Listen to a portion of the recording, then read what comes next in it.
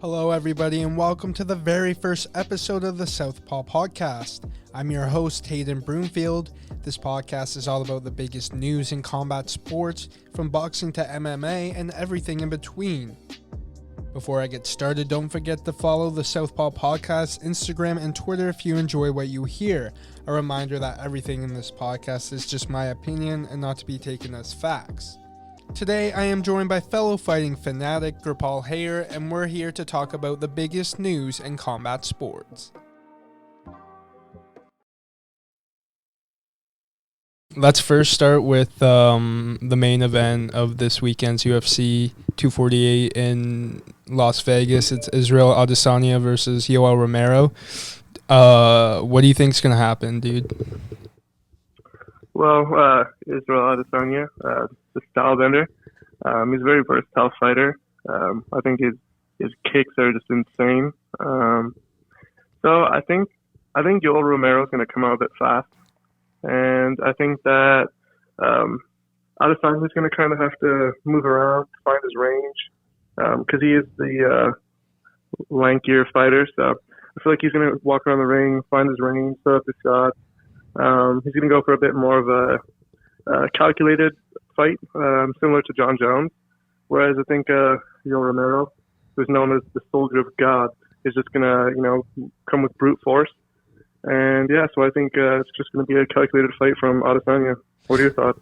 The circumstances of this fight is just weird anyways, because Yoel Romero has lost two fights in a row. He lost to Robert Whittaker, and then he lost to Paulo Costa, and they were both really, really close fights. I think they were both split decisions. And Yoel, he's just a beast. He started in wrestling. He was an Olympic wrestler. I don't know what he placed, but to get there you have to be pretty good. And he's never used his wrestling. With a background of wrestling like that it would come into the fight.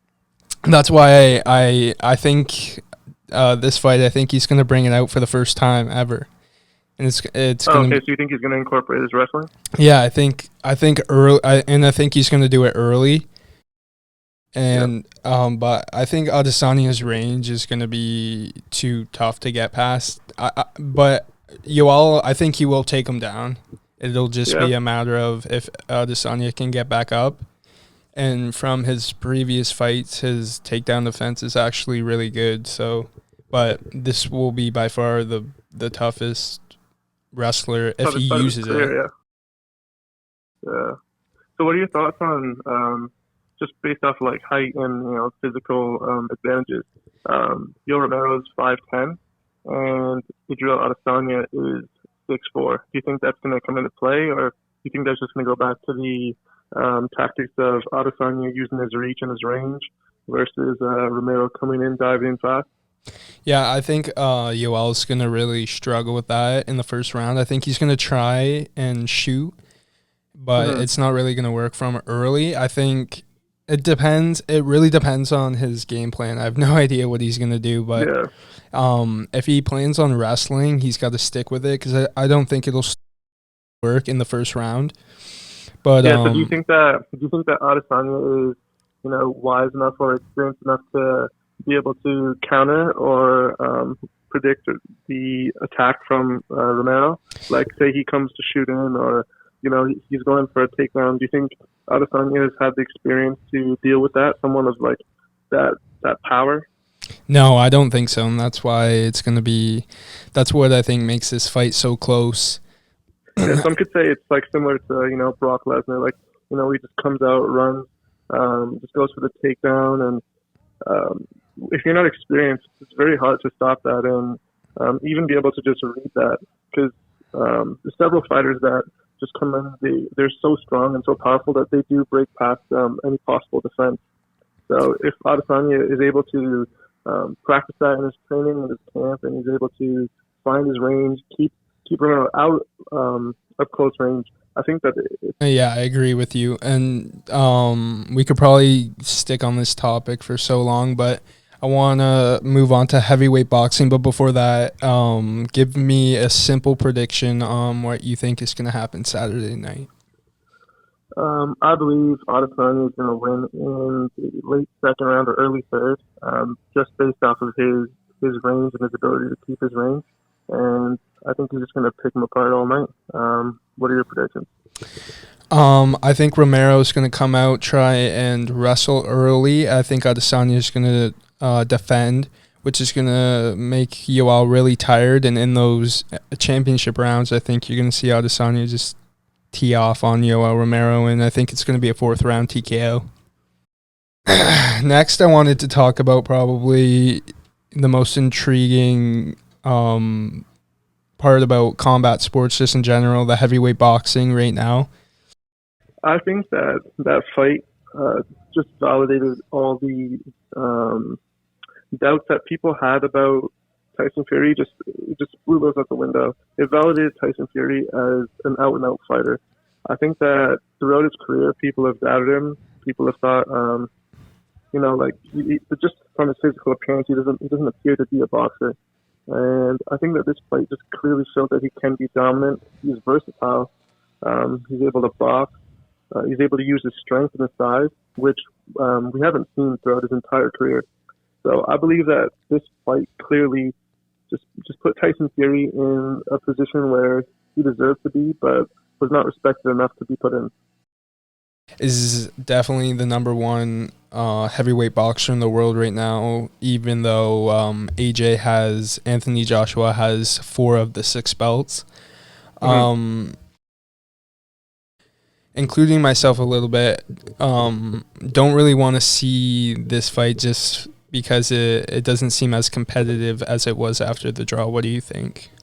That's fully understandable because in the first fight, I think 99% of the people would give that fight to Tyson Fury because he outboxed him 12 rounds, 12 perfect rounds, except for 2 times he slipped up, which are the 2 times that Deontay Wilder capitalized.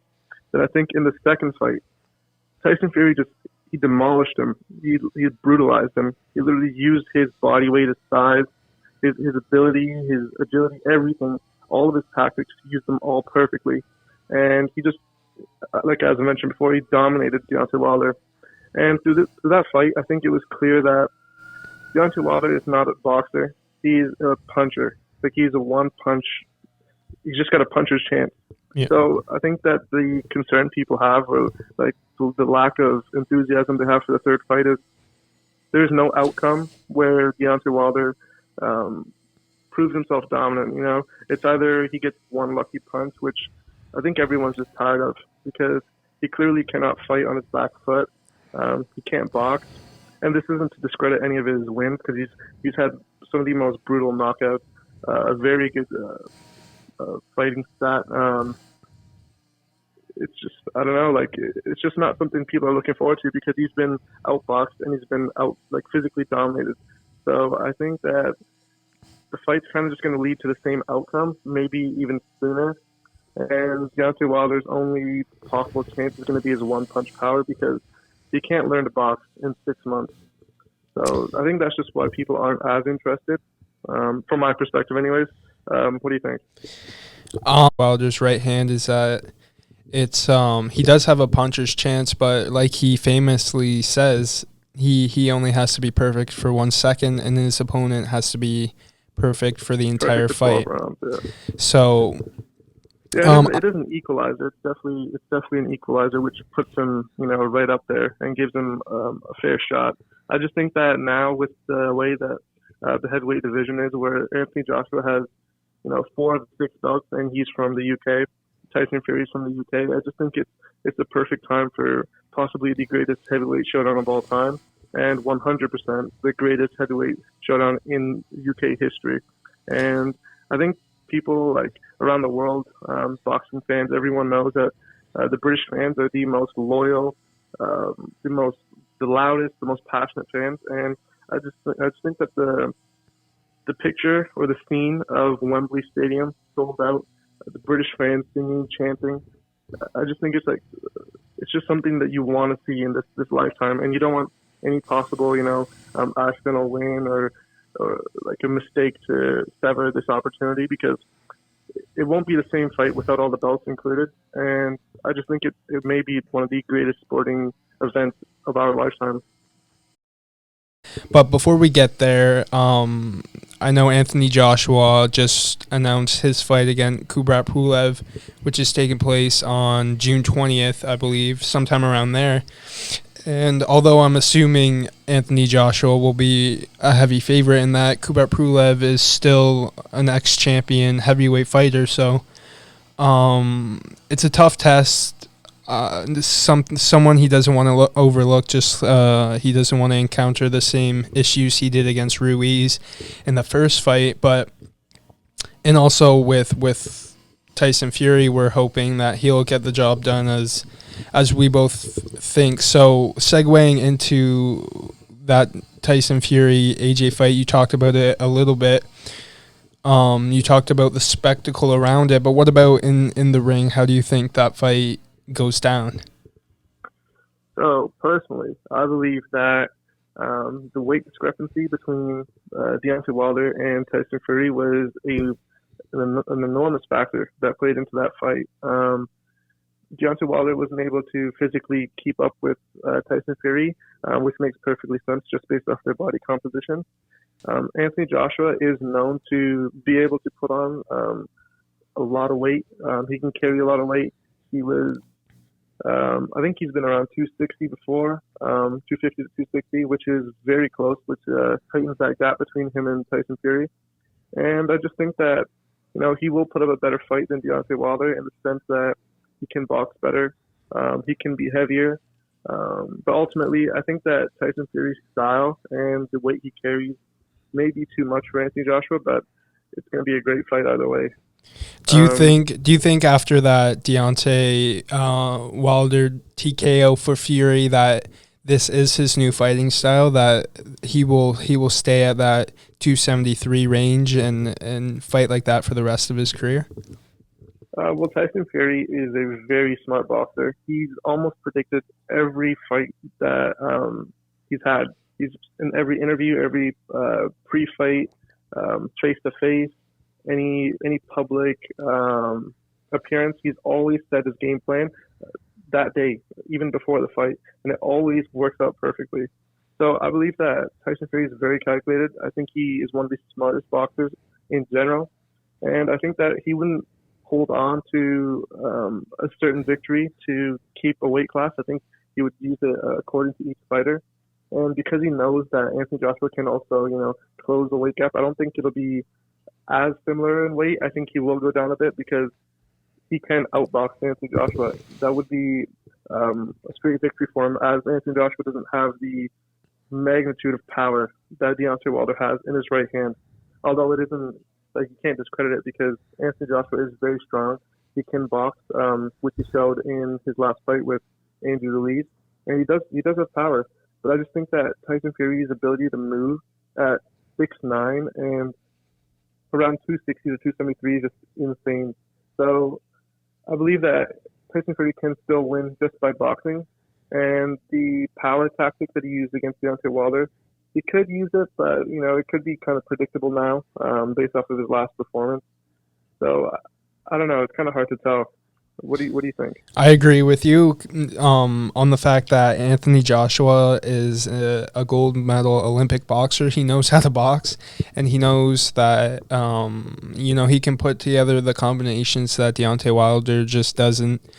So I think let's get into what some of the key factors AJ has to tap into to win this fight. I think you're right. I think Tyson Fury will go back to, a similar style of jabbing, staying on the outside. I think he'll mix it up for sure because he now knows about his own power, something he didn't really figure out until now, or at least how to use properly. So I think he's going to use a mix of both. I think I'm leaning towards exactly what you said. I think he's going to go back to that, staying on the outside. The thing is, AJ can definitely get inside and use combinations because he knows how to do that. And I think that'll be AJ's key to get in and out as quick as possible. His style is a bit of a clash for Tyson Fury in the sense that he's basically a better version of Deontay Wilder, just without that puncher's power, the one shot, the equalizer. I don't think Anthony Joshua has that 1 second fight tactic where he only needs 1 second, as Deontay Wilder has said. Also, Anthony Joshua, he's weighed around 254 for his heaviest against Andy Ruiz, his first fight, which is very significant in the sense of closing the gap between him and Tyson Fury. I just think that Tyson Fury's ability to move around is just going to be too much. But if we're talking about how Anthony Joshua could win this fight, I think he's just got to be able to carry himself at that weight and be able to move the way he did against Andy Ruiz. So he needs that power from the weight, but he also needs to be able to utilize it and not get tired. He needs to be able to box the perfect fight.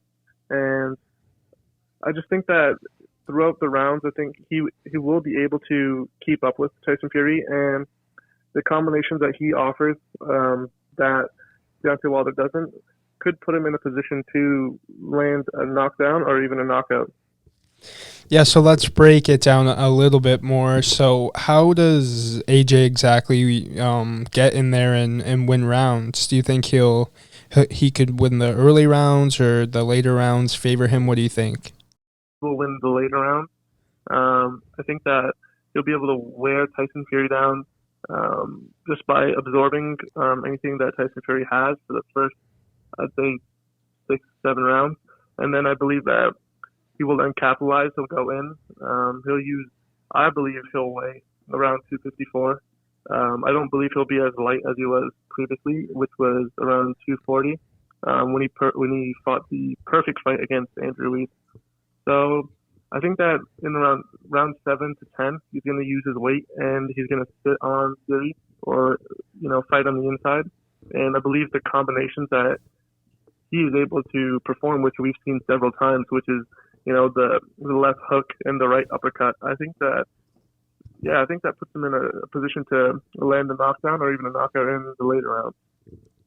So realistically, to wrap this up, what do you realistically? How do you realistically see the fight going?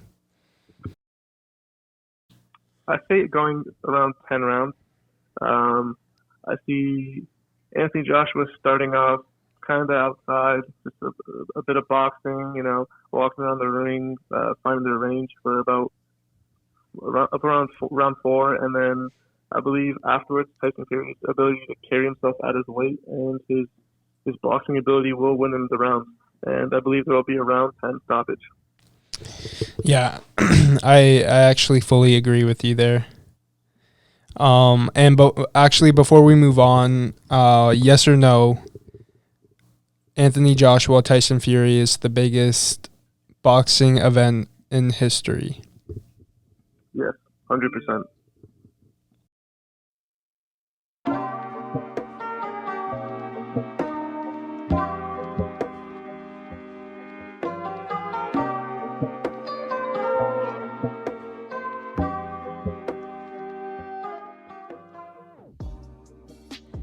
Thank you all for listening to the very first episode of the Southpaw Podcast. If you like what you heard, like, subscribe, and tell a friend. Don't forget to follow us on Instagram at Southpaw Podcast and Twitter at SPP_MMA.